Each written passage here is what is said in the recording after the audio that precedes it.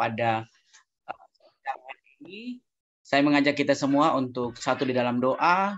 Kita berdoa. Terpujilah Allah Bapa dalam kerajaan surga, Allah penguasa tunggal hidup kami, Allah pencipta alam semesta, Allah yang bekerja di dalam sejarah penebusan.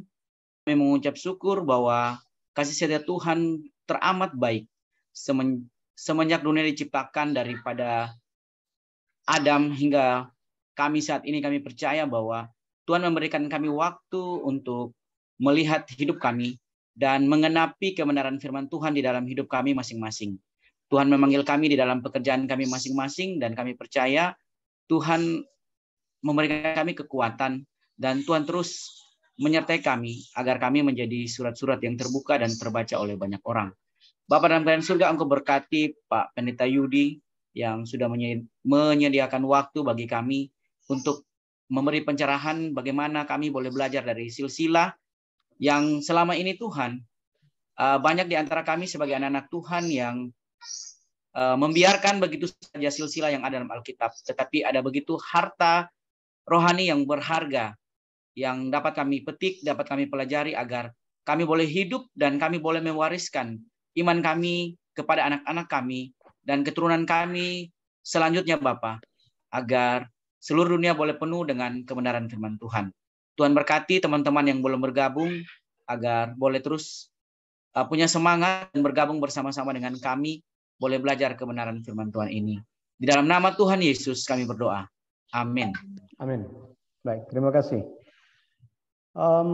Terakhir kali kita bicara mengenai kebenaran di dalam silsilah kejadian pasal 5. Mengenai silsilah, banyak orang sebenarnya banyak yang membahas mengenai silsilah itu, meskipun tetap kurang menarik gitu ya bagi banyak orang mengenai silsilah itu. Tetapi mengenai silsilah kita bisa pahami dari begitu banyak sudut pandang. Ada satu sudut pandang yang pada akhirnya disajikan kepada kita dan kita bisa melihat sudut pandang ini setidaknya bisa membawa kita kepada suatu pengenalan apa sih rencana Tuhan, karya keselamatan Tuhan itu, rencana itu seperti apa? Apakah itu sudah direncanakan, seperti apa rencananya, bagaimana itu digenapi. Nah, tetapi kalau kita lihat di dalam sejarah Alkitab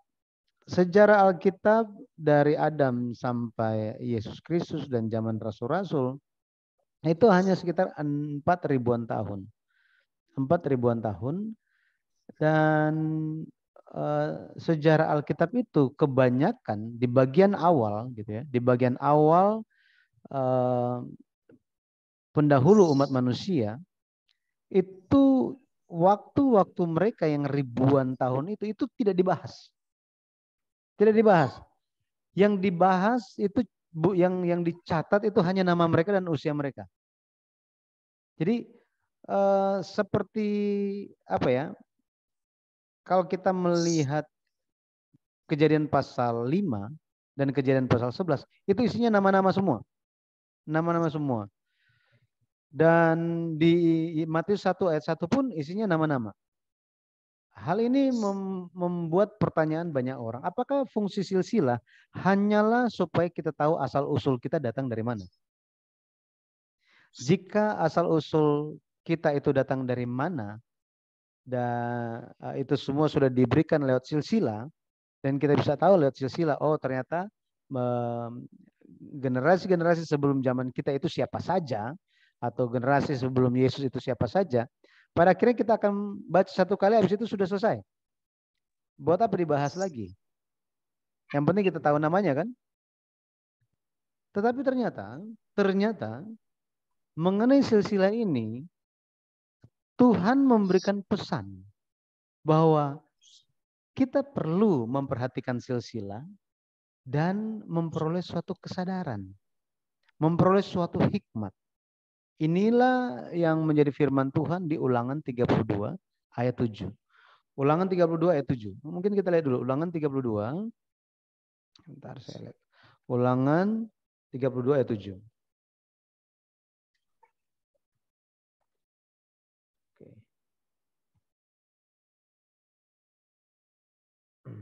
Lihat Ulangan 32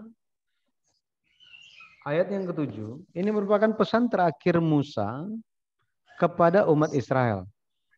Ini sebenarnya lebih kepada pesan perpisahan.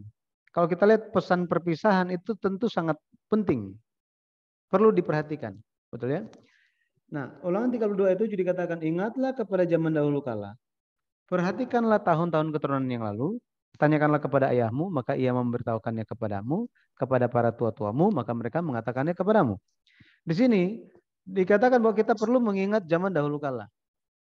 Lebih daripada itu, lebih spesifik perintahnya dikatakan, kita perlu memperhatikan tahun-tahun keturunan yang lalu. Di dalam kata perhatikan, ini bahasa Ibraninya adalah bin. Artinya menganalisa, memperhatikan, menganalisa, menyelidiki, sampai memperoleh suatu kesadaran.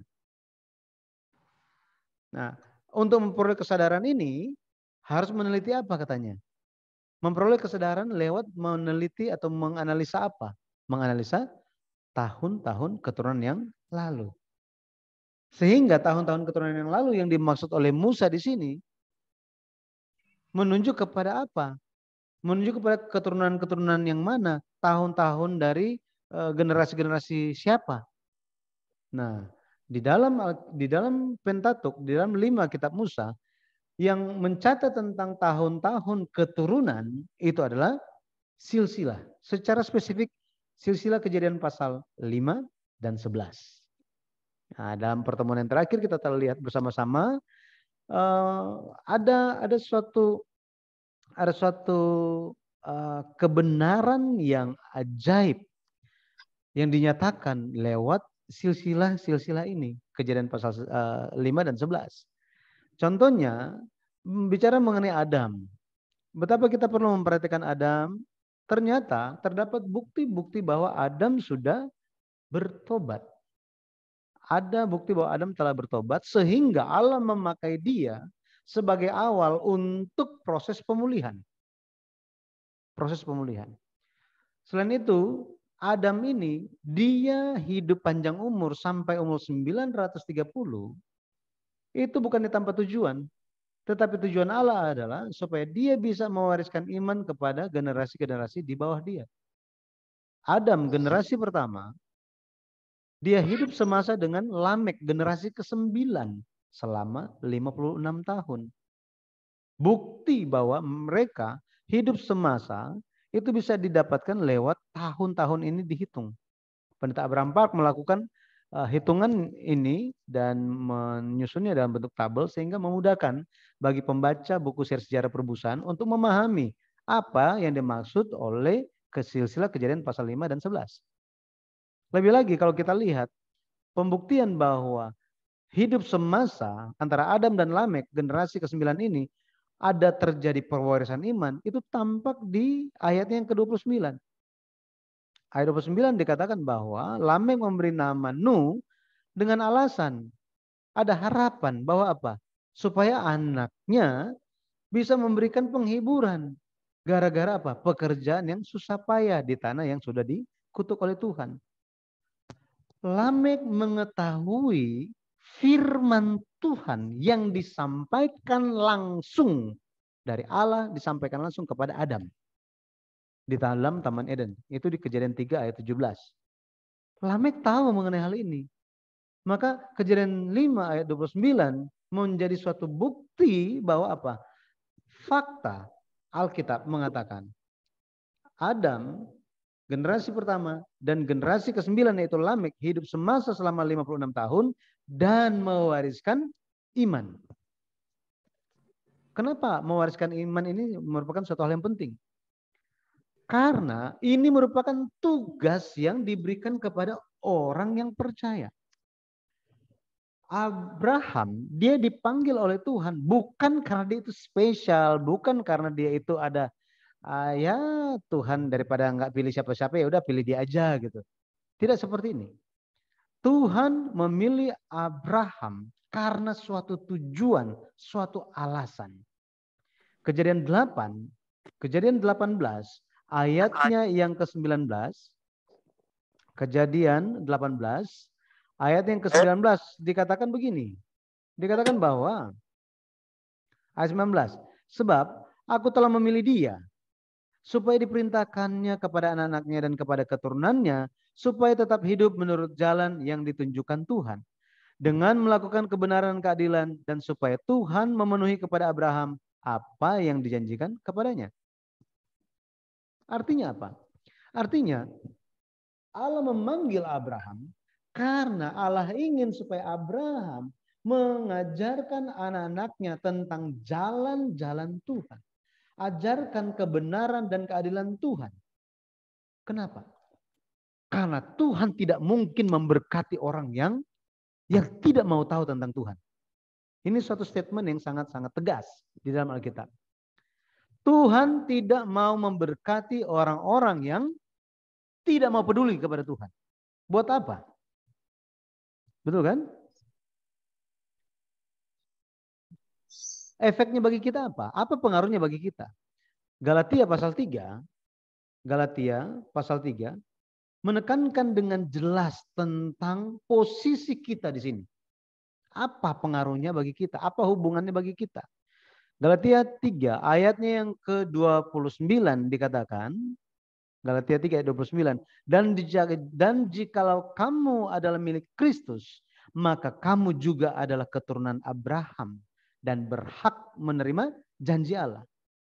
Jadi Abraham mengajarkan jalan kebenaran dan keadilan, jalan-jalan Tuhan kepada keturunannya supaya keturunan-keturunannya mendapatkan berkat Allah.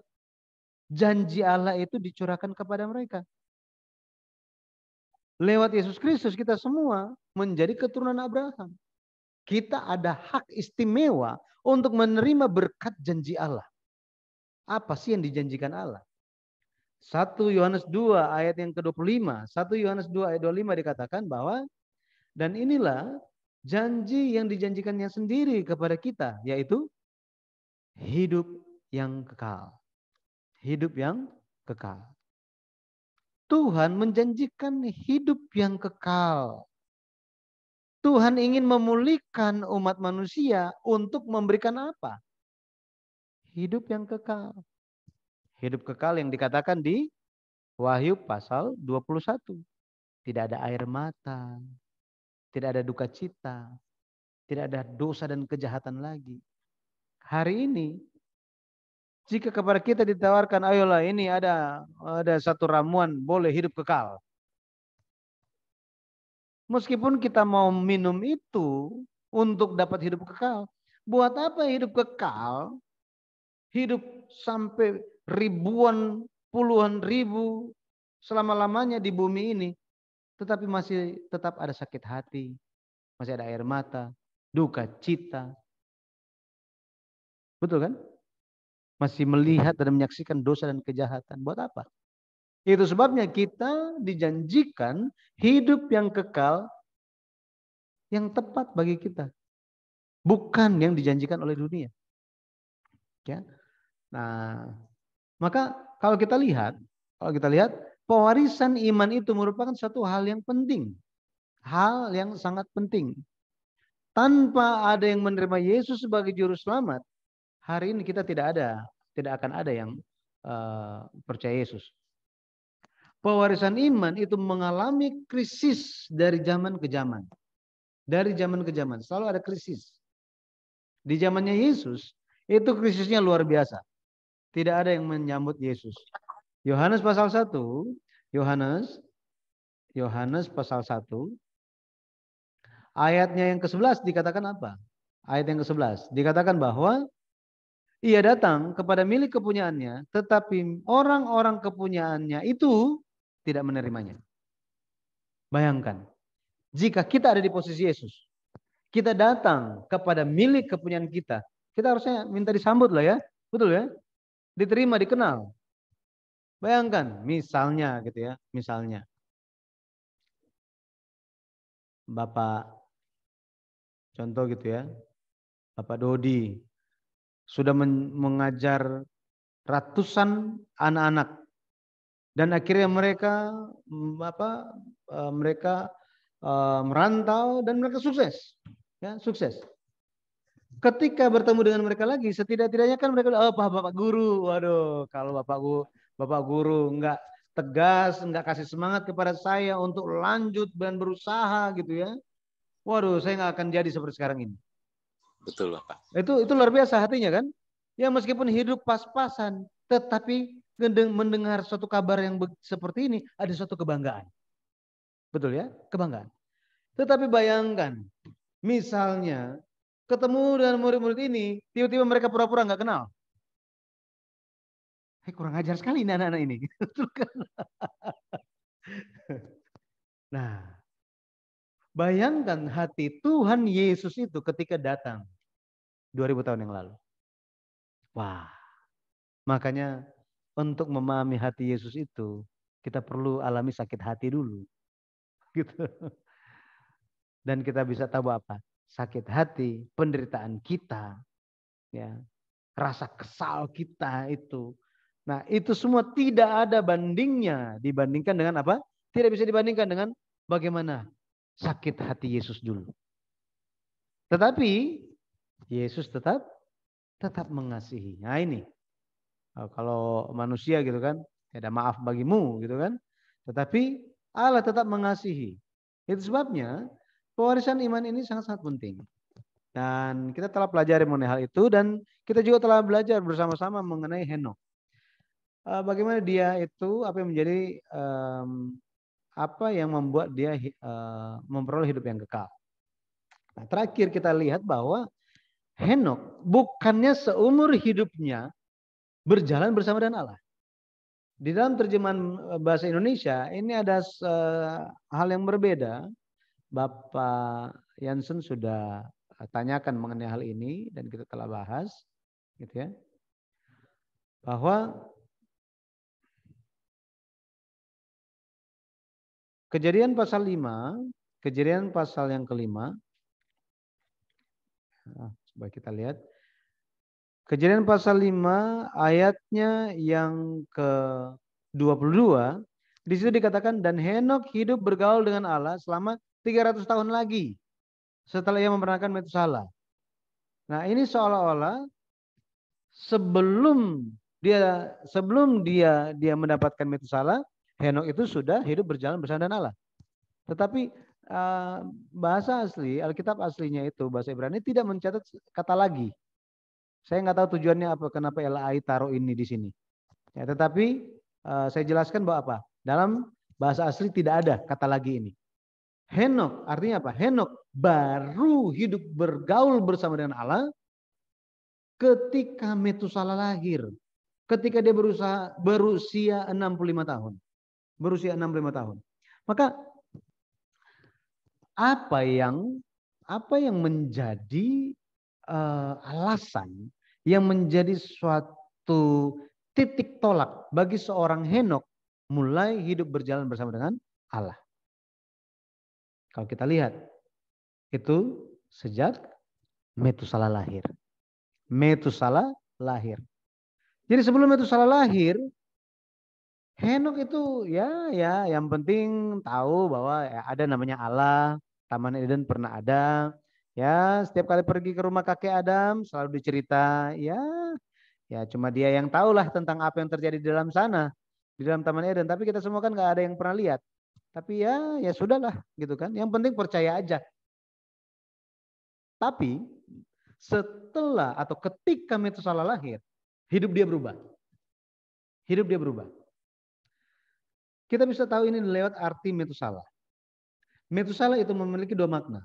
Yang pertama, jika kita memandang itu mat dan sela. Sela atau salah itu, jadi mat sela ini akan menjadi arti itu pelempar lembing. Artinya apa? Artinya dia melemparkan sesuatu dan sesuatu itu akan mencapai sasarannya. Dia akan melempar sesuatu dan mencapai sasarannya. Dan lembing di zaman dulu itu bukan untuk olahraga. Bukan untuk olahraga. Zaman dulu untuk apa? Mengenai sasaran. Mengenai sasaran. Tujuannya apa? Supaya sasaran terluka bahkan mati. Inilah pelempar lembing. Tetapi ada kata yang lain. ada makna yang lain dari kata dari arti nama Metusala. Ketika kata met ini lihat dari akar kata mut yang artinya mati atau berakhir, maka Metusala memiliki makna ketika dia mati, dunia berakhir. Artinya apa? Artinya kalau kita lihat di sini nama, bayangkan nama itu diberikan dengan satu harapan, betul ya? Tetapi di sini arti nama Metusala adalah ketika dia mati, ketika anak ini mati, dunia akan berakhir. Akhir zaman akan datang. Kalau saya tanya di antara bapak-bapak gitu kan, ibu-ibu, mau nggak kasih nama anaknya Metusala? Jadi nanti pas dia pulang sekolah kita tinggal panggil dia. Akhir zaman sudah pulang, akhir zaman sudah datang. Nanti anak bapak ibu bilang apa? Sudah Pak, akhir zaman sudah datang. Hah? Akhir zaman sudah datang? Udah, akhirnya ingat lagi, udah akhir zaman sudah datang. Betul kan? Jadi awalnya itu hanya apa? Hanya nama, hanya panggil saja. Tetapi lama-kelamaan itu akan membuat kita sadar bahwa apa? Akhir bisa datang kapan saja. Betul kan? Tapi kita muncul suatu pemikiran lagi. Apa yang membuat Metusala memberi nama anaknya demikian? Apa yang membuat Henok memberikan nama Metusala kepada anaknya? Betul kan? Pasti ada sesuatu dong. Ya, suatu alasan. Betul ya? Ya. Kalau misalnya saya tanya gitu kan, Pak Yansen, kenapa kasih nama anak yang pertama, apa nama anaknya? Asana Sanistika. Asana. Asana, Ya. kenapa? Arti namanya apa sih? Kalau Asana itu dari Hana juga sih Pak. Ada Hana, Hania, Anggun, Mulia. Terus Sanistika itu lukisan anugerah. Jadi harapannya apa? Asana Sanistika itu lukisan anugerah dari Tuhan bagi kami yang diharapkan menjadi anak yang anggun dan mulia. Haleluya. Ini anaknya harus tahu loh arti namanya, kenapa ya, dia dinamakan seperti itu. Besar sudah mengerti pasti kita ceritakan. Ya. Jadi harus seperti itu. Tetapi mengenai Metusala, ya, jadi mengenai Metusala itu sama. Henok ada alasan kenapa dia berikan nama itu. Kitab Yudas pasal 1, kita lihat. Yudas pasal 1 ayat 14. Yudas 1 ayat yang ke-14. Dikatakan apa ayat yang ke-14? Juga tentang mereka, Henok keturunan ke-7 dari Adam. Nah, ini bicara tentang ini Henok yang di Kejadian pasal 5. Henok ini telah apa katanya? Bernubuat. Katanya, sesungguhnya Tuhan datang dengan beribu-ribu orang kudusnya. Mau ngapain Tuhan datang? Ayat 15 bilang apa? Hendak menghakimi semua orang dan menjatuhkan hukuman atas orang-orang fasik. Karena semua perbuatan fasik yang mereka lakukan dan karena semua kata-kata nista yang diucapkan orang-orang berdosa yang fasik itu terhadap Tuhan. Ada alasan. Jadi Henok telah melihat bahwa penghakiman Tuhan itu akan datang. Dia telah melihat itu. Kata bernubuat di sini, profetueo, di sini memiliki makna. Itu adalah pesan ilahi katanya. Pesan ilahi. Jadi dari Tuhan dikaruniakan kepada dia apa yang akan terjadi di masa depan. Makanya atas dasar dia menerima nubuatan ini, dia memberikan nama anak dia adalah kalau kamu mati, akhir zaman akan tiba. Penghakiman akan terjadi. Akhirnya menjadi pertanyaan. Ketika Metusala mati, anaknya Henok ini mati, apakah benar-benar penghakiman itu datang? Ini yang jadi pertanyaan kan? Ini yang menjadi pertanyaan. Kalau kita lihat, Ya, kita lihat tabel ini. Oke.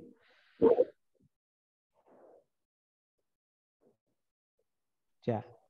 Henok ketika dia umur, jadi sekalian cara bacanya ya. Jadi tabelnya ini. Ada yang angka yang warna putih ini, terus ada garisnya.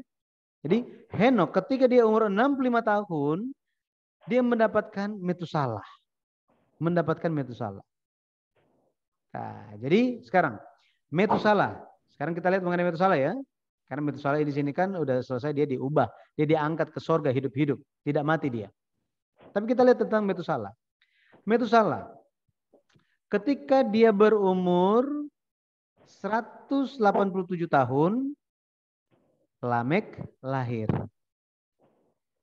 Kemudian apa? Lamek ketika dia berumur 182 tahun, Nuh lahir.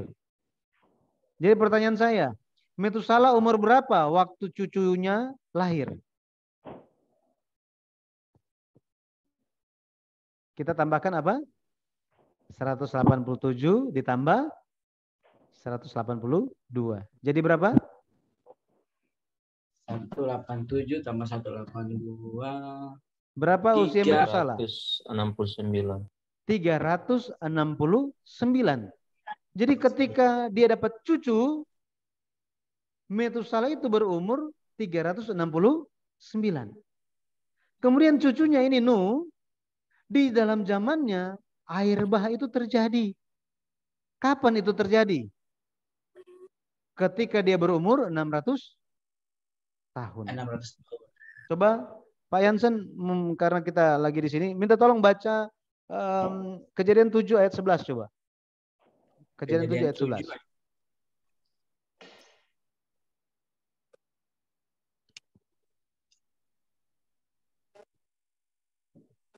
Kejadian 7 ayat 11. Pada waktu umur Nuh 600 tahun, pada bulan yang kedua, pada hari yang ke-17 bulan itu, pada hari itulah terbelah segala mata air samudra raya yang dasar dan terbukalah tingkap-tingkap di langit. Jadi berapa umur Nuh waktu air bah itu terjadi? 600 tahun. Firman Tuhan bilang itu ya. Nah, ya. Tadi waktu Nuh lahir, Metusalah berumur 369 kan? 69. 369 tahun. Jadi ketika air bah itu terjadi, berapa umur dia? 969. 969 tahun. Betul kan? Nah, kita ini angka-angka ini kita sudah ada di dalam Alkitab, kita tinggal menjumlahkannya saja. Sekarang coba baca Kejadian 5. Kejadian 5 ayatnya yang ke-20. Coba lihat ke-27. Kejadian 5 ayat 27.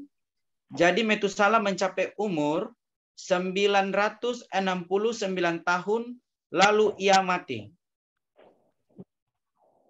969. Terjadi sesuai dengan arti namanya? Terjadi ya? Ya, terjadi. air bah. Terjadi. Jadi ketika anak ini mati, akhir akan dikirim. Jadi Metusalah itu mati tepat sebelum air bah. Tepat sebelum air bah.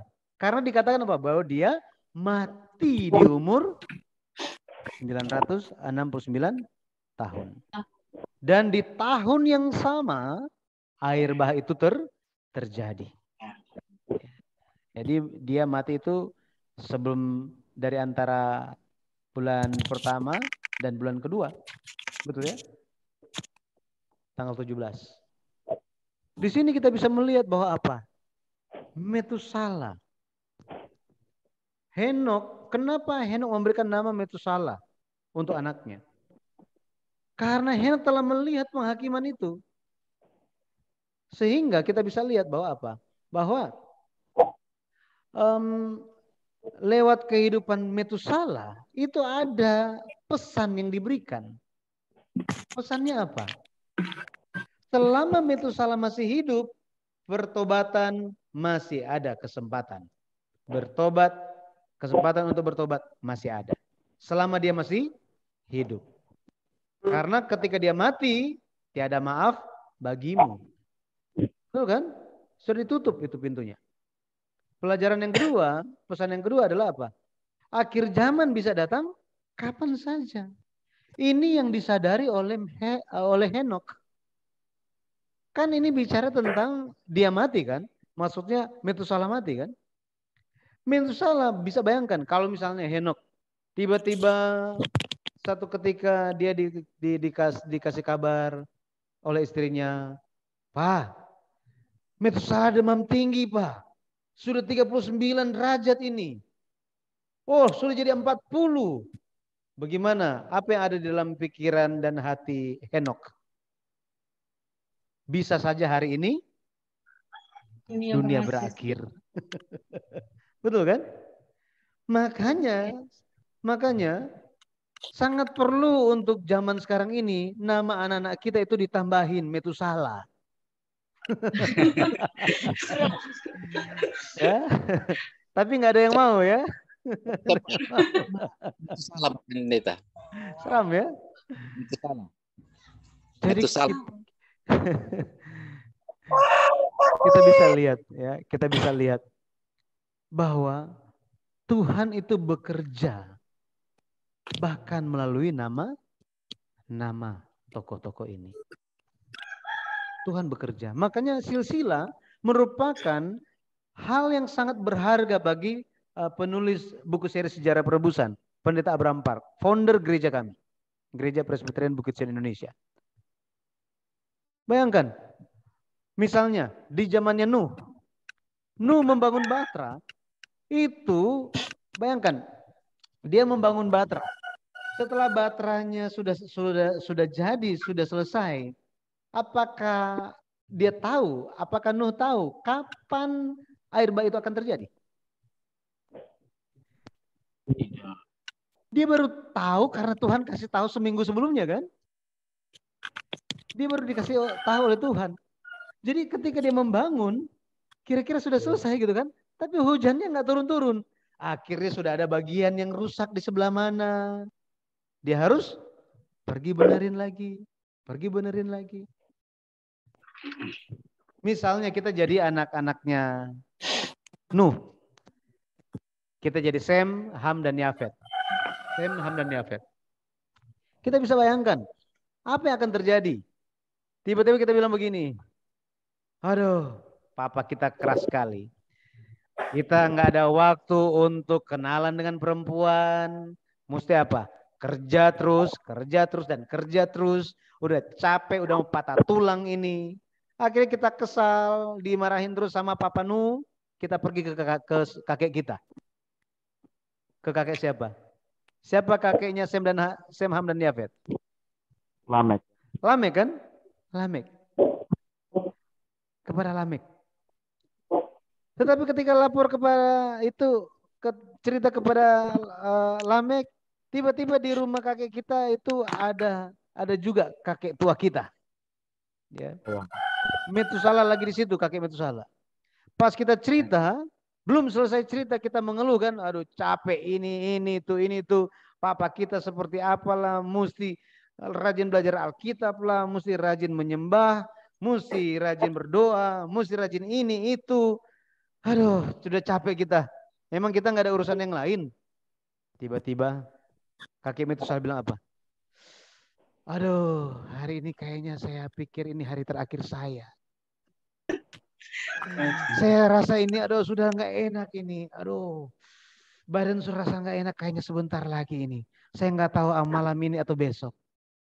Kita sebagai anak-anak, sebagai Sem, Ham, dan Yafet, apa yang akan kita lakukan?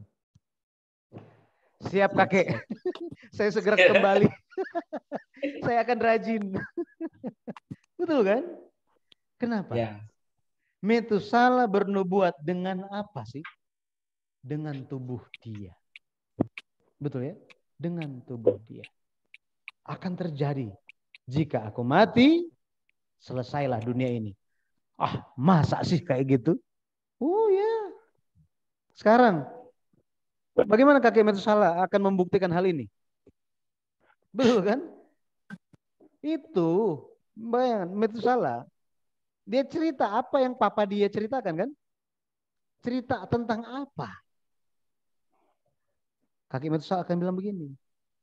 Papa saya, Henok namanya. Kalian kenal kan? Dia itu terangkat ke sorga hidup-hidup. Kalian pernah lihat nggak ada orang terangkat hidup-hidup ke langit sana? Nggak pernah. Saya lihat. Saya lihat. Papa kamu Nuh nggak lihat. Tetapi kakek kamu ini. Tanya sendiri, ada di sini dia. Kakek Lamek. Kakek Lamek juga menyaksikan hal itu. Dan masih banyak orang yang lihat itu. Dia terangkat ke sorga. Terjadi sesuai yang difirmankan. Wah, akhirnya mereka dikuatkan oleh firman Tuhan. Betul kan? Jadi Metusala ini yang menjadi titik, menjadi dasar untuk seorang Henok hidup berjalan bersama dengan Allah. Seperti ini. Ya. Makanya hari ini kita bisa mengerti kenapa Pendeta Abraham Park mengangkat tema Ulangan 32 ayat 7. Betul kan? Ingatlah kepada zaman dahulu kala, perhatikanlah tahun-tahun keturunan yang lalu. Tanya, katanya, tanya. Dan milikilah pemahaman, sadarlah sesuatu. Ketika kita mempelajari Metusala, Henok, kemudian Lamek, Nuh kita cuma tahu tentang baterainya aja. Tetapi ketika kita tahu lewat belajar hari ini, lihat buku sejarah penebusan seri yang pertama, pada akhirnya kita bisa lihat, oh iya, itulah kenapa silsilah itu penting. Betul ya? Ternyata lewat silsilah ada hikmat untuk kita bisa sadar bahwa Tuhan Yesus bisa datang kapan saja. Dan makanya kita perlu bersiap sedia. Seperti ini. Makanya firman Tuhan itu selalu apa? Selalu tepat. Selalu tepat. Oke? Jadi itu mengenai Henok dan bagaimana keluarganya. Kita akan lanjut mengenai Kejadian pasal 11. Mengenai silsilah ini sendiri, kenapa kita perlu memperhatikan? Kalau silsilah ini tidak ada di dalam Alkitab, nggak mau perhatikan pun nggak apa-apa. Tetapi silsilah ini ada di dalam Alkitab. Maka nama-nama dan tahun-tahun ini adalah firman Tuhan. Firman Tuhan. Yesus akan datang kembali. Iya kan? Yesus akan datang kembali. Bahkan Henok sudah melihat kedatangan Tuhan kembali. Ini luar biasa. Yudas 1 ayat 14 kan? Sesungguhnya Tuhan datang dengan beribu-ribu orang kudusnya. Bayangkan Yudas, penulis kitab Yudas ini kan Yudas the brother of Jesus katanya, saudara Yesus. Ini adiknya Yesus, anaknya Maria ini. Bukan Yudas Iskariot ya. Ini Yudas adik kandung Yesus. Ini anak Yusuf dan Maria ini. Kalau Yesus kan anaknya Maria. Yusuf nggak campur tangan di situ. Jadi kita bisa melihat bagaimana firman Tuhan itu tetap dan pesannya selalu sama, membawa keselamatan bagi mereka yang percaya. Yang tidak percaya akan dihakimi. Nah, makanya kita mempelajari silsilah di kitab Kejadian tentang kehidupan semasa, ada informasi tambahan, arti nama. Kalau kita lihat di Kejadian pasal 11, bentuk penulisannya itu sedikit berbeda. Jadi tidak dikasih tahu dia hidup sampai berapa lama dan mati. Hanya dikasih tahu, oh dia umur berapa, dapat anak. Kemudian dia masih hidup sekian tahun lagi. Cuma sampai di sini aja. Nah, nama-nama. Ini kalau sudah kebagian giliran baca bukunya Pak Jansen yang bagikan itu, ya, sudah mulai mengerti. Kenapa ini? Apa arti nama-nama ini? Kalau kita cuma lihat ini tokoh-tokoh yang cuma muncul satu kali, cuma muncul namanya aja, tetapi tidak ada dibahas siapa orang ini, apa yang terjadi di zaman dia, ini orang yang seperti apa, bagaimana dia telah hidup, Apakah dia menjadi teladan imankah atau menjadi contoh yang tidak baik?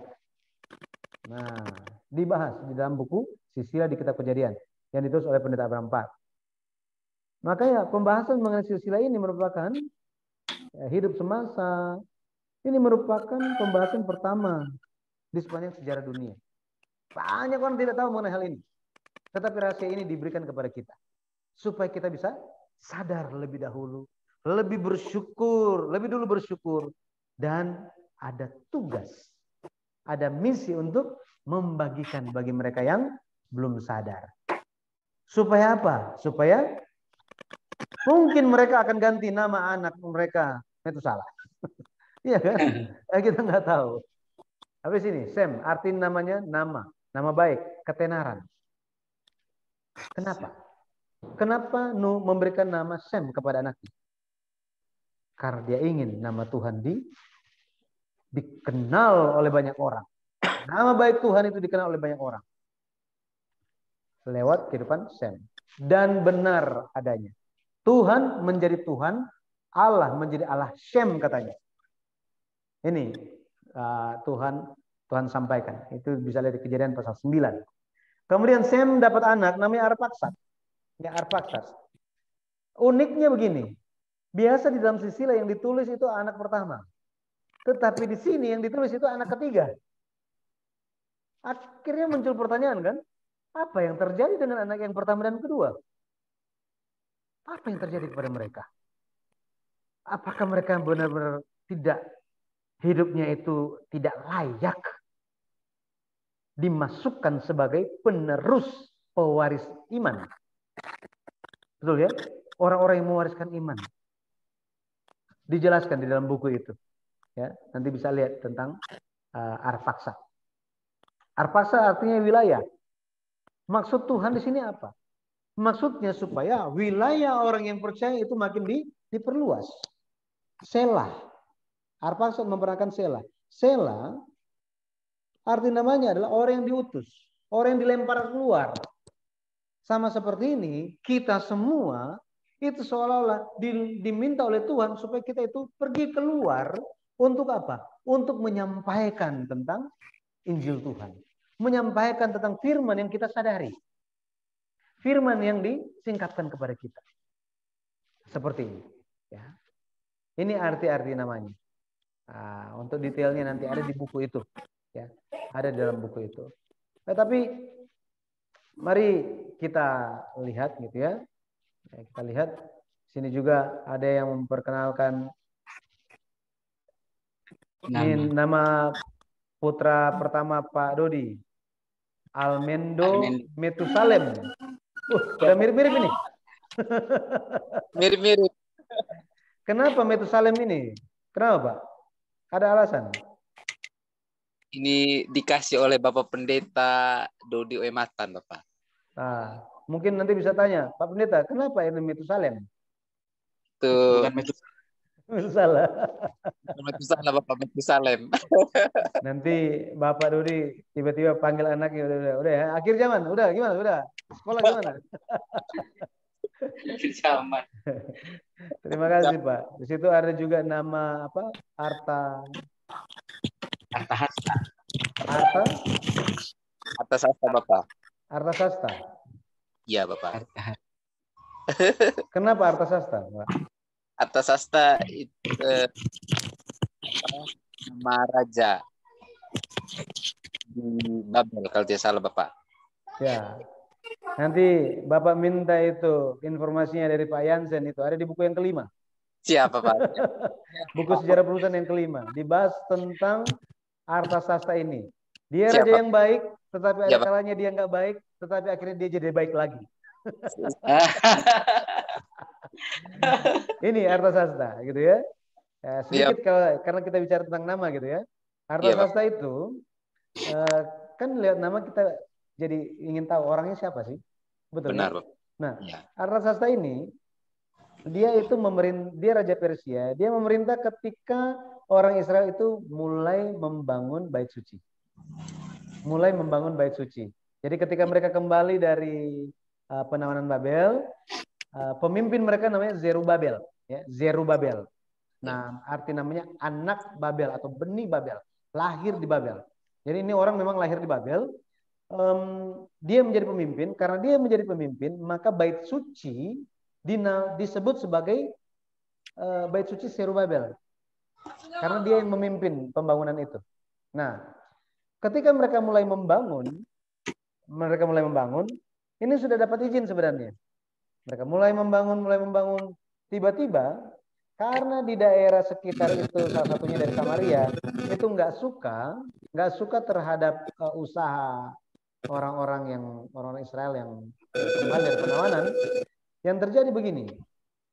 Yang terjadi mereka itu kirim surat ke Raja Artasasta. Dan apa yang terjadi? Mereka bilang ke Raja Artasasta, Raja, waduh ini kalau dibiarin mereka nanti mereka bisa berpisah dari wilayah kekuasaan Persia, mereka akan memberontak. Akhirnya Artasasta bilang apa? Oh, ya udah, nggak boleh membangun. Jadi pembangunan gereja terhenti. Tahu berapa lama? 16 tahun. 16 tahun. Tidak jadi tertunda pembangunannya. Tetapi pada akhirnya di zaman bahkan sampai di zamannya Nabi Hagai, Zakaria, mereka kirim surat lagi. Ya, kirim surat lagi, pada akhirnya diokein, boleh lanjut membangun lagi. Sampai ke zamannya Nehemia. Nah, Nehemia inilah yang menjadi juru minum Artasasta ini. Nah, dia yang membantu. Nehemia, kamu membangun tembok kota Yerusalem, perlu apa? Saya bantu semuanya. Jadi hari ini Bapak Dodi bisa tahu kenapa nama anaknya begitu gitu ya. Oke, jadi ini kita bisa lihat. Kita lanjut ya.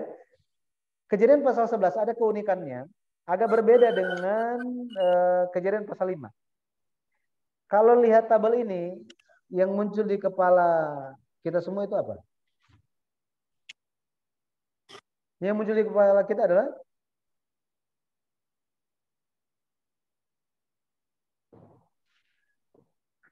ini saya lagi tanya. Umur manusia sebelum Nuh ya, sebelum Nuh lebih panjang ya. Lebih panjang. Setelah Nuh? Ya sudah menurun 2 kali lipat. Jauh ya. Jauh. Bayangkan dari 900-an jadi 400. 400-an. Tetapi ini kan nih, Nuh sampai 950. Sem sampai 600. Arpaksad itu 438. Sela 433. Eber 464. Pelek 239. Rehu 239. Seruk 230. 200 semuanya makin menurun. Makanya ada suatu rahasia di sini. Ada suatu kesadaran suatu kebenaran yang ingin disampaikan oleh Tuhan bagi pembaca. Nah, kalau cuma baca begitu aja nggak bisa terlalu jelas. Tetapi ketika kita membacanya dengan detail sambil berdoa, sambil mempelajarinya, ya, dan dapat juga buku sejarah perebusan itu, nah pada akhirnya kita bisa mendapatkan kasih karunia Tuhan di situ. Kita lihat tentang pembangunan Batra Nuh. Di antara semua orang di zaman itu, Kejadian 6 ayat 8 sampai 9 dia katakan bahwa Nuh mendapat kasih karunia di mata Tuhan. Dia seorang yang benar. Dia tidak bercela di zaman itu. Dan ditekankan, Nuh itu hidup bergaul dengan Allah. Kata bergaul di sini sama dengan kata yang digunakan untuk Henok. Halak, yit halek. Yang artinya berjalan. Berjalan bersama. Jadi Nuh hidup berjalan bersama dengan Allah. Sama seperti Henok. Tetapi ada tugas yang berbeda di sini. Tugas yang berbeda. Nuh membangun Batra. Ada alasan kenapa dia perlu membangun Batra. Dan alasannya semua orang tahu. Bahwa untuk memberikan keselamatan. Betul ya? Batra itu adalah gambaran keselamatan. Makanya PGI gambarnya ada perahu. Ya kan? Nah itu artinya. Banyak gereja-gereja ada perahunya. Ya, supaya apa? Supaya Orang-orang bisa berkumpul. Ini kan Batra menggambarkan gereja di zaman akhir. Jadi di zaman itu, di zamannya Nuh, Batra Nuh dibangun. Artinya keselamatan itu disediakan kepada orang-orang. Kenapa? Karena ada penghakiman. Ada penghakiman.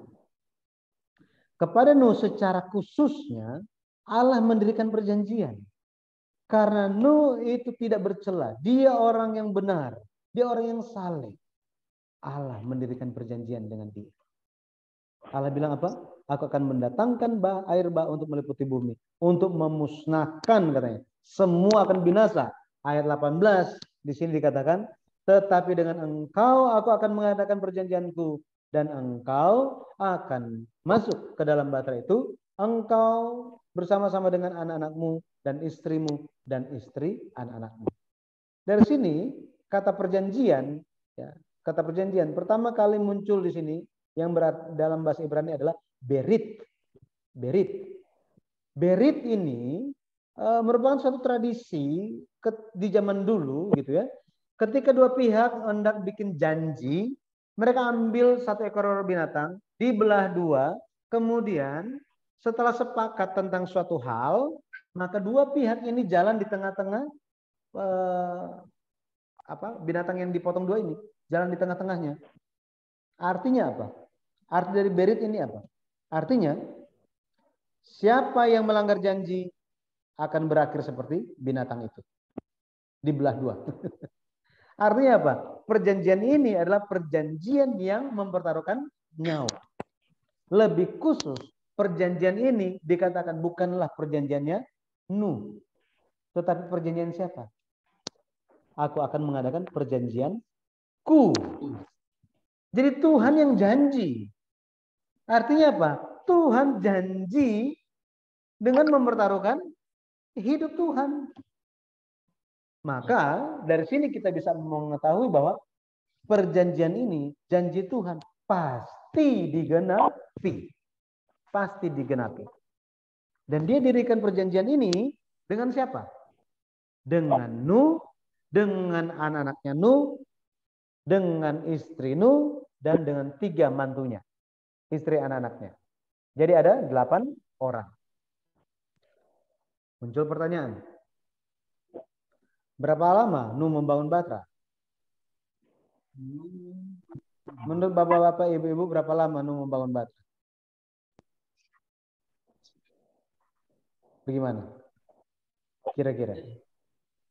Ada yang pernah dengar? Ada yang sudah baca sejarah perebusan? Sudah sampai di tema itu? Ada di buku sejarah perebusan. Nah, saya bikin PR aja ini. Kalau Anda mahasiswa, saya kasih PR. Oke, kalian selidiki dan kalian coba jelaskan. Minggu depan kita jelaskan satu persatu. Jelaskan dalam 5 menit.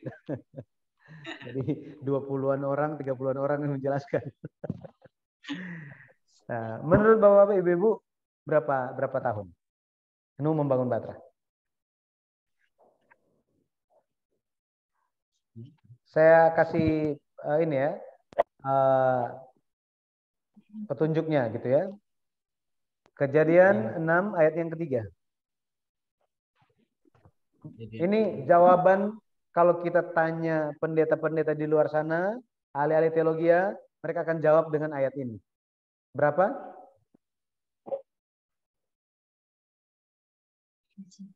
100. Berapa tadi? 20 tahun. Jadi ya.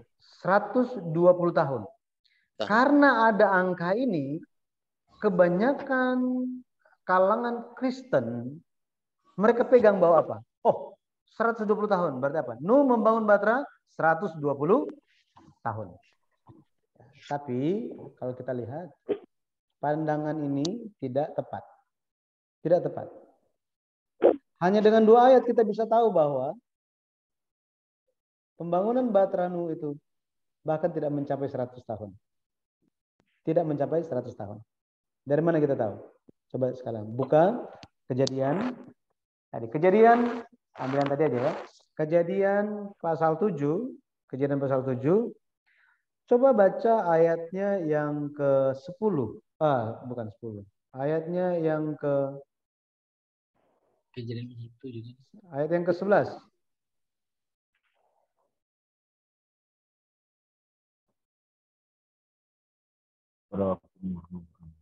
Ayat yang ke-11 coba baca.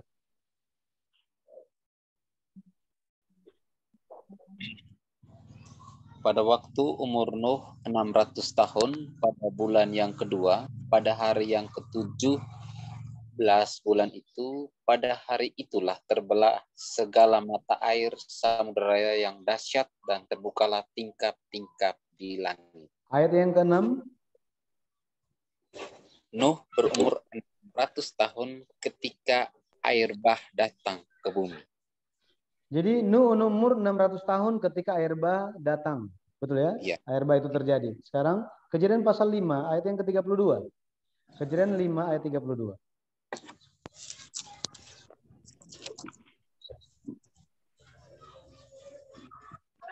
Setelah Nur berumur 500 tahun, ia memperanakan Sem, Ham, dan Yafet. Jadi Kejadian 5 ayat 32 ini kita perlu memahami bahwa apa? Ini bukan lahir kembar 3, bukan. Tetapi sejak umur Nuh 500 tahun, dia mulai dapat anak. Sem, kemudian Ham, dan Yafet. Nah, lewat 2 ayat ini aja, kita bisa tahu apa? Tidak sampai 120 tahun. Kenapa?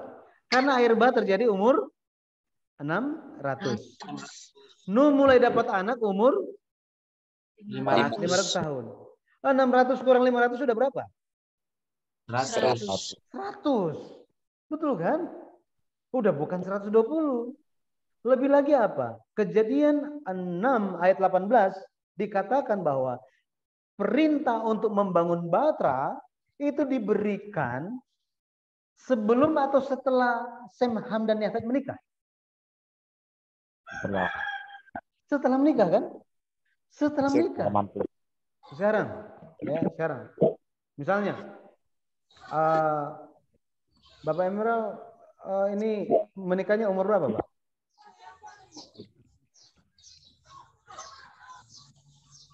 29.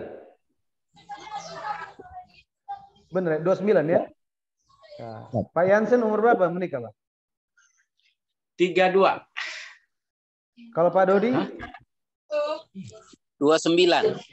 29. Kurang lebih sama-sama gitu ya. Tetapi kalau orang tua kita itu biasanya menikah umur berapa sih? Dulu 23. 19, 17. Sekitar begitu ya. Kita ambil contoh misalnya umur 20 tahun misalnya. Menikah umur 20 tahun misalnya. Atau 15 tahun misal zaman dulu kala. Ya, zaman dulu kala. Maka 100 tahun dikurangi 15 itu saja sudah jauh dari, betul kan? Sudah jauh. Sehingga pembangunan Batra Nuh itu hanya sekitar 70-80 tahun. Kalau kita lihat. Betul ya? 70 sampai 20 70 sampai 80-an tahun. Hanya seperti ini. Makanya ketika Pendeta Abraham Park menulis buku yang pertama ini dan dicetak, pendeta-pendeta dan juga STT di Korea itu kagetnya luar biasa. Dan mereka pun bilang begini, ada juga yang bilang begini, Pak Pendeta, buat apa sih? Mau itu semua 120 kah? Mau 100 tahun kah itu bangun Batra? Mau itu 70 tahun kah? 80 tahun? Buat apa sih itu pentingnya bagi kita? Kalau pikir-pikir pertanyaan itu masuk akal ya? Ya. Tapi Pendeta Abraham Park bilang begini, kalau misalnya saya bilang, ini kita bicara Alkitab soalnya kan, misalnya saya bilang, Yesus mati di salib itu umur 50 tahun. Kalian semua bilang saya apa? Gila. Sesat kan? Betul kan? Karena tidak sesuai. Yesus itu disalibkan umur 33 tahun. Maksudnya apa? Pendeta Abraham Farr ingin kita bisa melihat Alkitab apa adanya Alkitab. Apa adanya Alkitab. Mari kita melihat fakta-faktanya, kemudian memperoleh pemahaman-pemahaman itu semua. Ya. Jadi pada akhirnya, gitu ya, pada akhirnya lewat saya sendiri secara pribadi, lewat mempelajari, membaca dan mempelajari buku sejarah perubusan, seri sejarah perubusan, saya semakin percaya bahwa firman Alkitab adalah firman Tuhan 100%. Tidak ada yang salah. Jika kesalahan itu ada, itu cuma salah cetak aja. Tetapi Alkitab itu semua adalah firman Tuhan. Bukannya di sini firman Tuhan, di sini bukan firman Tuhan. Bukan. Itu adalah firman Tuhan. Dan semuanya meskipun itu ada kontroversi, ada penjelasannya. Ya. Nah, contohnya gitu ya, contohnya seperti contohnya seperti di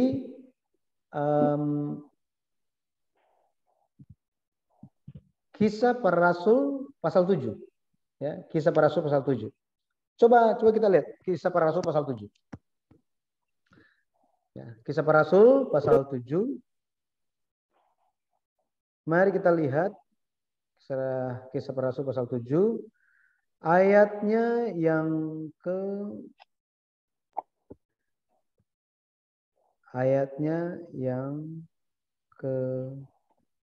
coba kita lihat.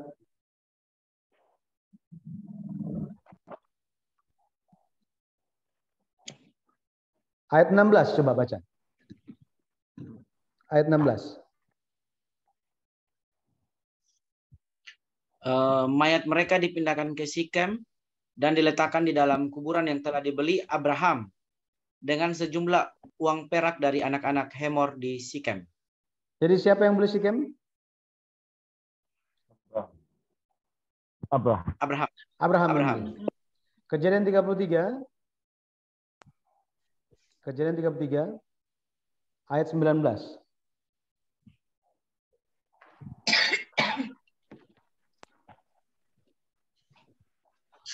Kemudian dibelinyalah dari anak-anak Hemor, Bapak Sikem, sebidang tanah tempat ia memasang kemahnya dengan harga 100 kesita.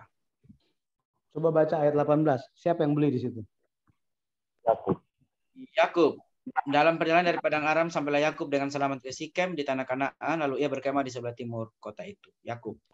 Jadi kitab Kejadian bilang yang beli siapa? Yakub. Kemudian di Perjanjian Baru yang di situ dibilang siapa yang beli? Abraham. Jadi siapa yang beli? Abraham atau Yakub? Abraham. Gimana? Siapa yang beli? Betul kan? Pak Dodi itu latar belakangnya ini warung ya? Benar ya?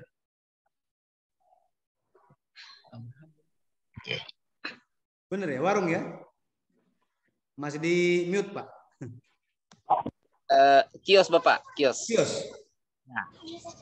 Ya, Bapak Franky lagi main ke kios Bapak, terus beli gitu ya sesuatu. Ya. Beli sesuatu. Tiba-tiba, ya kan? Karena Bapak Dodi nggak di situ, Bapak Franky mengaku bahwa Bapak Franky yang beli. Tapi Bapak Yansen bilang bahwa Yansen yang beli. Bapak mau percaya yang siapa? Dua-duanya bilang dia yang beli katanya. Padahal barangnya cuma satu. Iya. Jadi siapa yang beli? Abraham yang beli. Setuju nggak? Alasannya. Bisa. Apa Bapak. penjelasannya? Kenapa Abraham yang beli? Bapak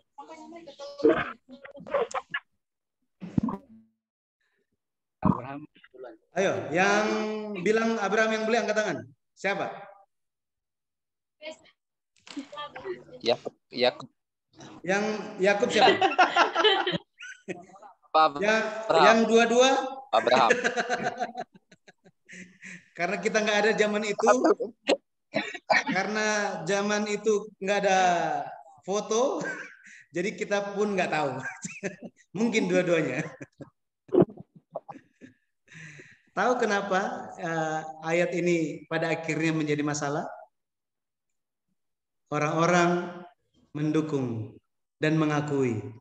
Orang Kristen mengakui memang Alkitab ada salahnya. Cuma gara-gara apa? Satu ayat. Satu ayat. Betul kan? Cuma satu ayat. Kalau misalnya nanti kita ikut terus, nanti kita akan lihat satu persatu ayat yang salah, bukan salah. Ayat-ayat yang tidak sesuai antara perjanjian lama dan perjanjian baru. Maka itu akan membuat kita kayak, aduh, ini kenapa salah ya? Ini kenapa dicatatnya seperti ini ya? Nah, nanti kalau bapak-bapak, ibu-ibu terus ikut, kita akan lihat itu satu persatu. Lihat satu persatu. Mungkin sambil membaca Alkitab juga ada sesuatu hal yang menurut kita kayak, ini kenapa seperti ini ya? Nah, nanti bisa kita diskusikan sama-sama, ya. Tetapi ya seperti ini. Ya, sejarah penebusan melakukan bukan hanya mewariskan iman, gimana supaya hamba-hamba Tuhan itu dipersiapkan lewat pengenalan akan Alkitab sebagai firman Tuhan, tetapi juga buku-buku sejarah penebusan itu sedang tampil untuk melawan semua yang melawan Alkitab. Ini, saya pernah retret di Korea itu bersama-sama dengan dua ketua STT. STT Satya Bakti Malang ya, dari gereja GSJA, Gereja Sidang Jemaat Allah, kemudian ketua STT Baptis Jakarta ya, dari kalangan Baptis. Di situ mereka ngobrol, waktu itu kita ngobrol bersama-sama, dan mereka bilang begini, setelah ikut seminar sejarah penebusan, mereka bilang begini, menurut saya Pak, katanya gitu ya, mereka ngobrol, ini sih pendeta Abraham Bapak Park ini ya, itu sementara melawan kaum liberal yang menyatakan Alkitab bukan firman Tuhan. Bukan 100% firman Tuhan. Nah, seperti ini.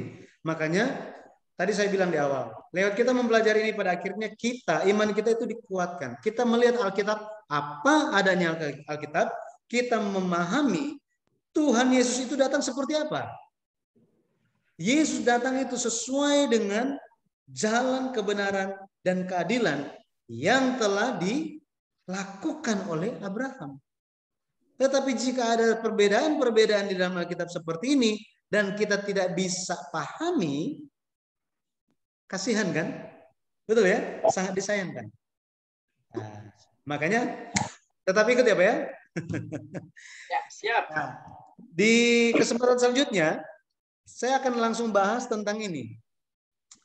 Tentang ini aja ya, baca aja. Kisah 7, kisah para rasul 7. Ini sebenarnya yang bicara itu dia kan Stefanus. Memang dia banyak membawa permasalahan dia. Permasalahan artinya ini ya. Dia bicara, tiba-tiba apa? Pas kita cek di perjanjian lama, loh kok nggak sesuai? Kok nggak sesuai? Padahal Alkitab bilang dia itu penuh dengan kuasa Roh Kudus. Wah, bayangkan. Dengan kuasa Roh Kudus, tetapi bicaranya kok tidak sesuai dengan perjanjian lama. Ya, saya kasih tahu kita akan belajar dalam kesempatan berikutnya itu tentang apa? Kisah Para Rasul 7. Coba lihat kisah 7. Ayatnya yang 7, ayatnya yang kedua. Coba baca deh, ayat yang kedua.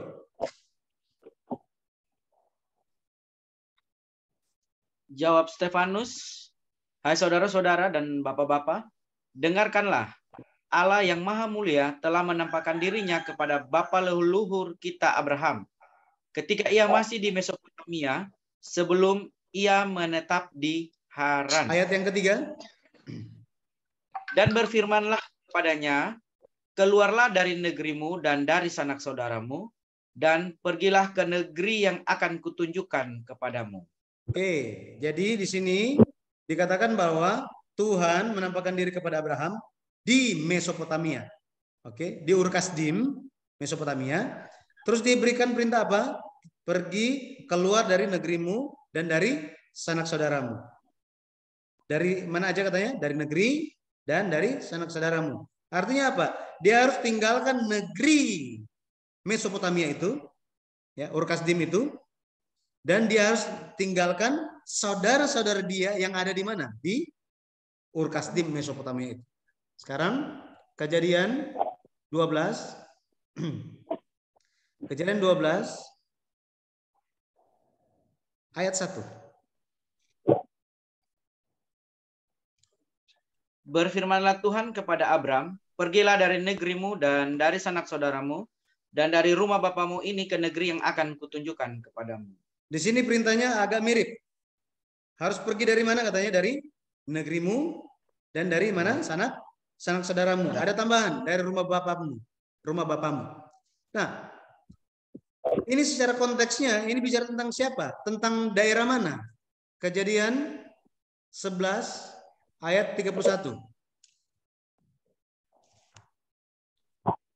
Kejadian 11 ayat 31.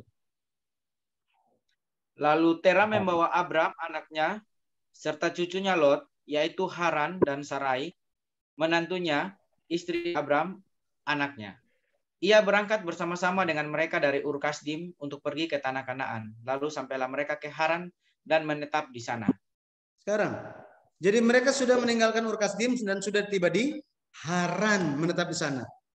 Waktu itu dalam konteks tempat ini, Kejadian 12 ayat 1, Tuhan bilang kepada Abraham apa? Pergilah dari negerimu. Berarti negeri mana? Negeri Haran, betul kan? Dari sanak saudaramu, berarti sanak saudara yang ada di Haran. Sekarang, siapa saudara-saudaranya yang ada di Haran? Sedangkan ini merupakan tempat yang jauhnya sekitar 1000 kilometer. Siapa? Apakah dia ada saudara di Haran? Benar ya? Tiba-tiba gitu kan? Ya, tiba-tiba misalnya Pak Jansen, oh saya diperintahkan Tuhan untuk pergi dari negeri Kupang gitu ya, dan tinggalkan saudara-saudara katanya, bawa satu keluarga. Oke, pergilah Pak Jansen ke Korea. Sampai di Korea gitu kan, Tuhan bilang, pergilah dari negerimu dan dari saudara-saudaramu. Kita yang dengar berita itu bilang apa? Ada orang Kupang di sana. Apakah ada orang Kupang di Korea? Oh, Bapak Jansen ketemu dengan siapa di sana? Betul ya? Kapan mereka pergi ke sana? Nah, sama seperti itu. Apakah Abraham ada keluarga di Haran? Jika ada, siapa mereka? Apa hubungannya dengan Abraham? Gitu. Ya, kita akan bahas itu dalam kesempatan selanjutnya. Terima kasih. Jadi hari ini kita lihat mengenai flashback lagi mengenai pelajaran kita yang terakhir karena banyak yang tidak ikut gitu ya. Yang terakhir saya ulang sedikit dan kita bahas mengenai Nuh, sedikit tentang iman Nuh. Kita akan lanjut di dalam kesempatan selanjutnya. Tapi saya berdoa di dalam nama Tuhan Yesus Kristus kiranya kita terus bersemangat di dalam mempelajari firman Tuhan karena pemahaman demi pemahaman pada akhirnya membuat kita lebih bertumbuh dalam pengenalan. Ya. Efesus 4 ayat 13. Efesus 4 ayat 13 berbicara tentang kita perlu untuk bertumbuh di dalam pengenalan dan di dalam iman. Nggak boleh cuma salah satu. Jika hanya iman saja, artinya apa? Ya ini yang penting ikut aja gitu ya. Tetapi ketika cobaan datang, bisa jadi tidak bertahan. Tapi kalau misalnya hanya pengetahuan saja, pada akhirnya hanya sombong aja. Ya, hanya menjadi pengetahuan saja firman Tuhan itu. Makanya kita harus bertumbuhnya sama-sama. Ya, saya mengajak, saya sangat ingin kita semua, saya juga dan saudara-saudara semua, mari kita bertumbuh di dalam iman dan dalam pengetahuan, pengenalan akan Tuhan Yesus dan setiap pekerjaan-pekerjaan. Haleluya. Amin. Baik, sampai di sini ada mungkin yang mau sampaikan sesuatu? Silakan. Bagaimana teman-teman yang ikut? Kak Dodi mungkin mau testimoni sedikit. Tidak juga.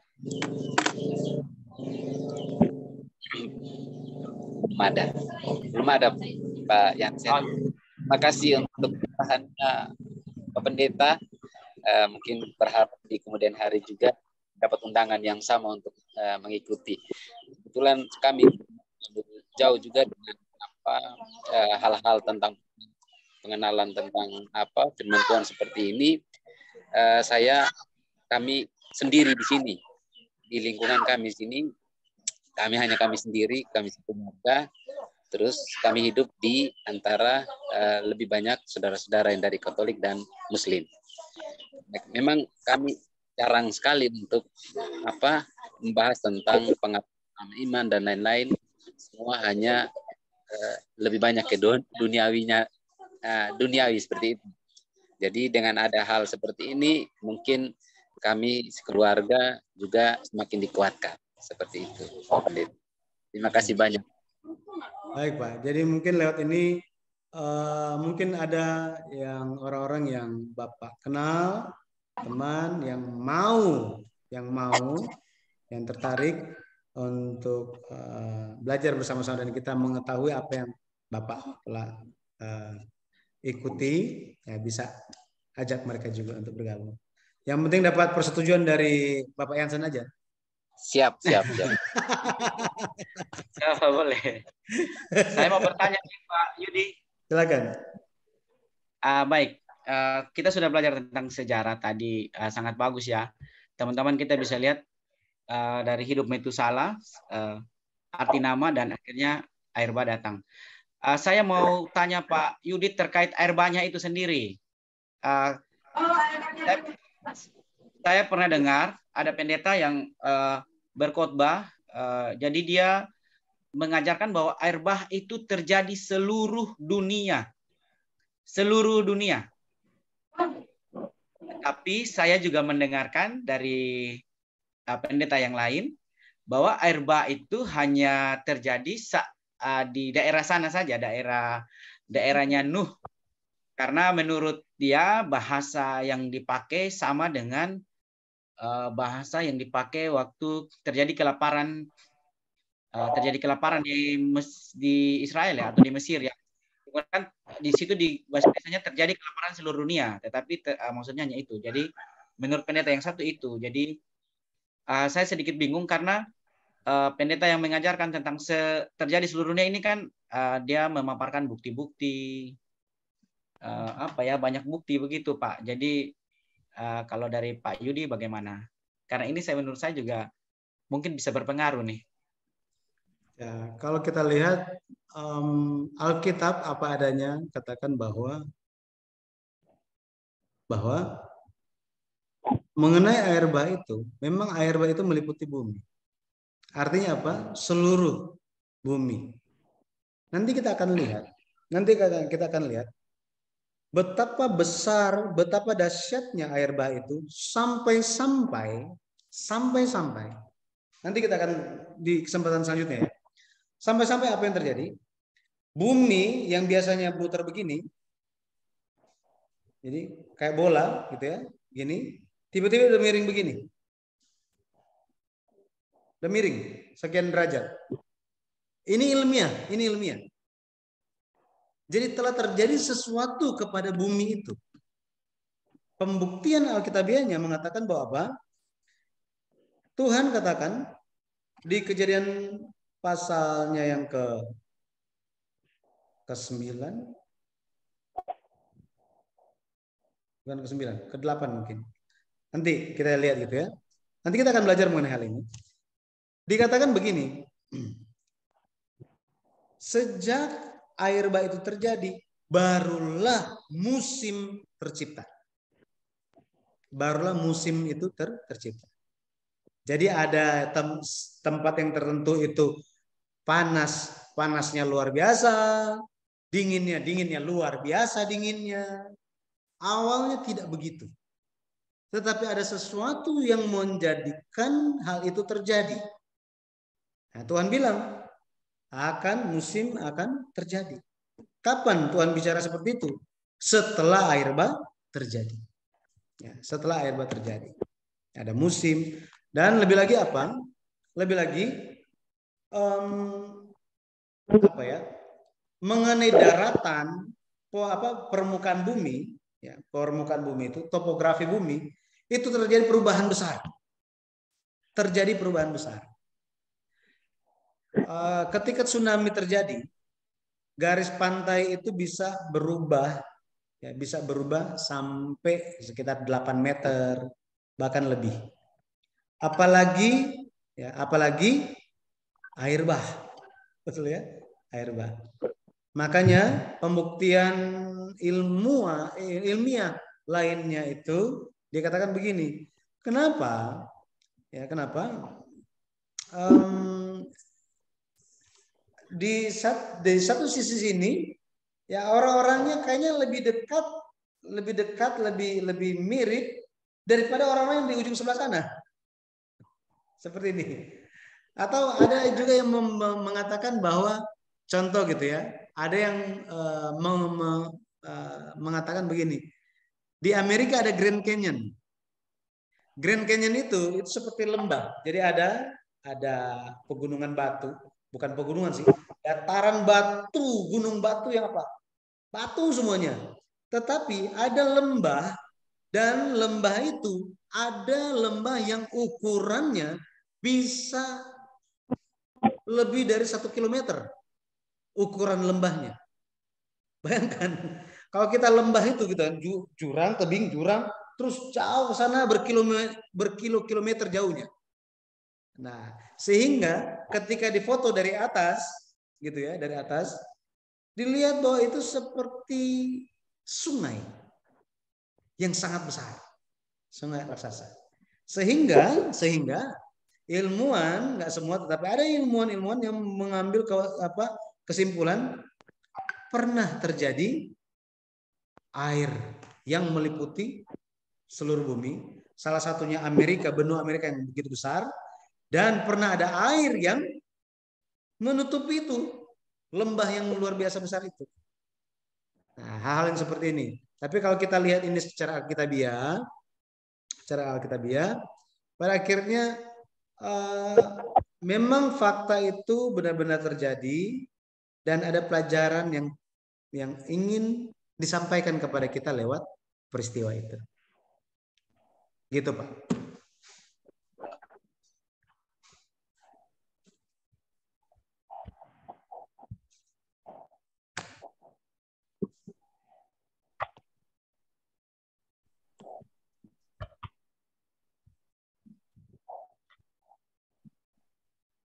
Oke.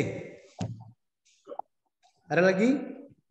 Jika tidak ada, nanti ya, jika masih ada atau belum ada, nanti ada, bisa taruh juga di dalam grup gitu ya. Nanti kita bisa diskusikan. Oke, baik. Nanti mengenai waktunya, saya pikir nggak tahu ya. Mungkin hari Sabtu lebih ada banyak yang bisa ikut dibandingkan hari Jumat malam, karena terlalu malam sudah terlalu capek mungkin ya. Karena ada kegiatan-kegiatan. Jadi sebisanya mungkin kita bisa jam-jam seperti ini lebih baik ya, bisa juga. Oke, baik kalau gitu. Ada hal yang mau didoakan, kita doa sama-sama supaya sebelum kita akhiri.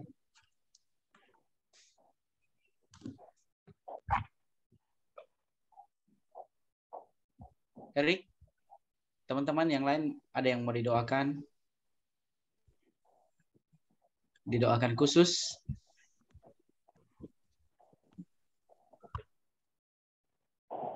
Ya, kalau saya Pak Pendeta, kita terus doakan supaya karena kan pelajaran sejarah penebusan ini kan kalau untuk Kupang sendiri ini kan belum banyak orang mencapai banyak orang.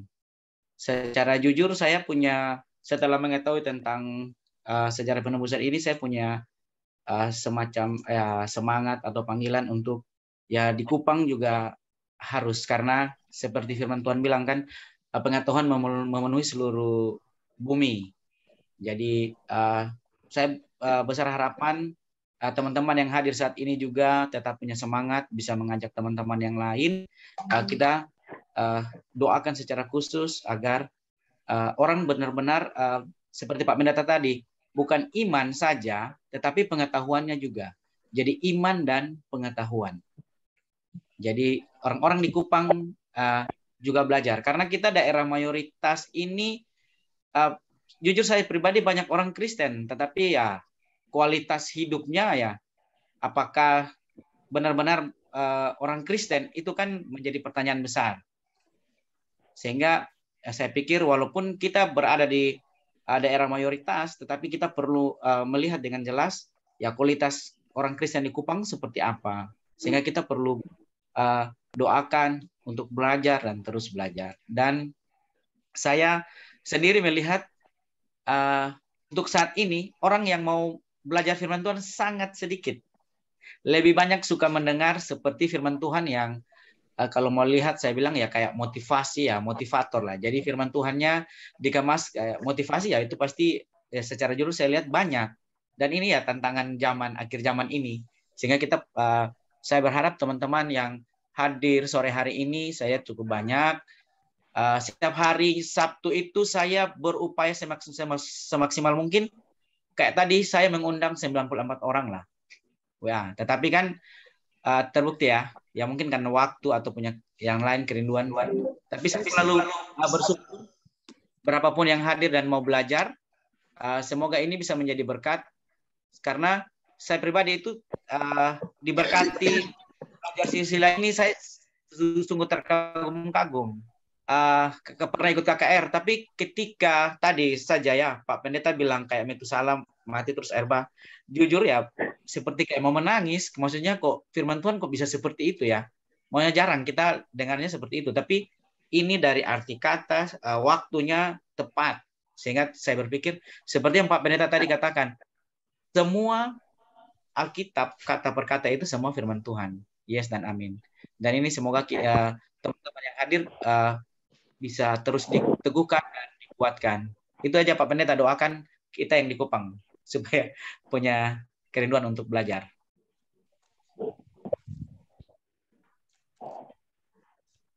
Baik. Ya, mungkin ada yang itu lainnya nanti bisa lihat nomor saya di kalau mau ya. Nomor saya ada di dalam grup itu juga. Baik. Ya. Oke, mari kita berdoa. Allah Bapa yang hidup, kami mengucap syukur atas kasih-Mu ya Bapa. Engkau telah memberikan kami kesempatan untuk mempelajari firman-Mu. Kami percaya ya Bapa, lewat pengenalan kami akan Tuhan, maka kami pun dilatih untuk menjadi orang-orang yang berkenan di hadapan-Mu. Kami percaya bahwa hidup kekal adalah hal mengenal. Yohanes 17 ayat yang ketiga, Engkau telah katakan bahwa hidup kekal adalah mengenal Engkau yang mengutus dan Dia yang diutus.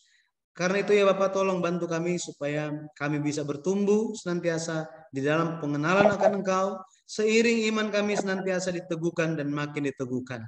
Tidak berhenti sampai di situ, biarlah lewat firman-Mu, firman yang diberikan tema sejarah penebusan ini, firman ini bisa menyadarkan kami betapa pentingnya untuk menjaga iman tetap hidup, semangat, dan juga berapa penting untuk mewariskan iman kepada orang-orang di sekitar kami, terutama di dalam keluarga kami. Bapak terima kasih. Kami minta kepada Tuhan supaya Engkau yang akan membukakan jalan supaya Bapak kasih karunia firman Tuhan bisa menjangkau lebih banyak orang lagi. Pada akhirnya pengenalan akan Tuhan lewat pelajaran sejarah penebusan ini bisa terjadi Bapak. Lebih banyak orang lagi yang rindu untuk mempelajari firman Tuhan. Pada akhirnya bisa membawa perubahan-perubahan di dalam setiap kehidupan pribadi, dalam pekerjaan, setiap kegiatan, bahkan kehidupan gereja. Lebih lagi Bapak, gereja-gereja bisa mengajarkan firman Tuhan dengan tepat, lebih lagi mengajak umat Tuhan mempelajari dan memahami kehendak Tuhan di dalam Alkitab. Pada akhirnya pengenalan akan Tuhan bisa memenuhi seluruh bumi, khususnya memenuhi wilayah Kupang. Bapak terima kasih. Kami membawa setiap keluarga kami dalam tangan-Mu. Kiranya Engkau Bapak yang akan menjaga dan melindungi. Kasih karunia Tuhan saja yang akan menjadi bagian kehidupan kami dan memelihara hidup kami. Kami hendak mempersiapkan untuk hari Tuhan esok. Biar Bapak Engkau yang terus menjaga supaya Bapak kami bisa menjadi orang-orang benar, anak-anak Tuhan yang memuliakan Engkau sebagai Bapa dari orang-orang yang kudus, orang-orang yang benar di hadapan Tuhan. Bapak terima kasih. Kami berserah hidup kami dan kegiatan kami sepanjang hari ini semua dalam tangan kasih Bapa. Dengan meninggikan nama Yesus Kristus, kami berdoa dengan penuh ucapan syukur. Amin. Amin. Terima kasih. Tuhan memberkati.